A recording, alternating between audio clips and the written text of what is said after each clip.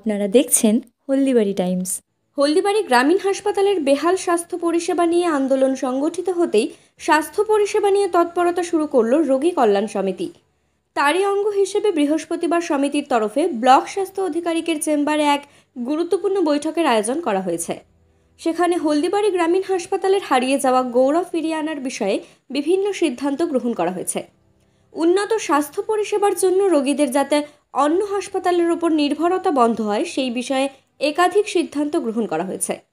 সম্প্রতি হাসপাতালের নতুন বিএমওএইচ দায়িত্ব গ্রহণ করায় তাকে ঘিরে আশার আলো দেখছেন স্থানীয় বাসিন্দারা। হলদিবাড়ি ব্লক সহ সংলগ্ন জলপাইগুড়ি সদর ব্লকের 3টি গ্রাম পঞ্চায়েতের কয়েক লক্ষ মানুষ স্বাস্থ্য পরিষেবার জন্য ওই হাসপাতালের ওপর নির্ভরশীল, অথচ এমন গুরুত্বপূর্ণ হাসপাতালের স্বাস্থ্য পরিষেবা তলানিতে গিয়ে ঠেকেছে বলে অভিযোগ। তাই হাসপাতালের স্বাস্থ্য পরিষেবা উন্নতির দাবিতে আন্দোলন শুরু করে এসইউসিআই। গত মঙ্গলবার সংগঠনের তরফে হাসপাতাল চত্বরে বিক্ষোভ প্রদর্শন করা হয়েছিল। এই বিষয়ে বিএমওএইচকে একটি দাবিপত্র প্রদান করেন তারা। তারপরেই এমন তৎপরতা বলে আন্দোলনকারীদের দাবি।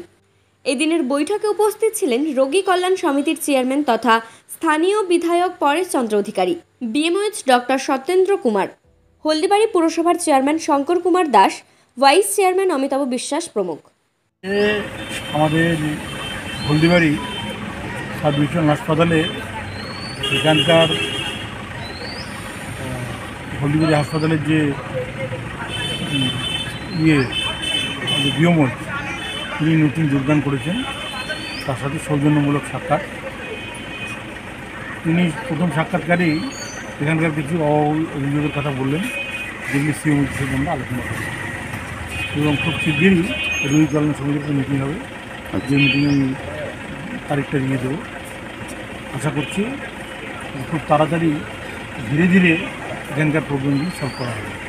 উনিও আশ্বাস দিলে যে আমি আসার পরে আমিও সর্বতভাবে চেষ্টা করব দেশের হলদিবাড়ির এর আগের যে হিত গৌরব সেটা আমরা ফিরিয়ে আনার চেষ্টা করব।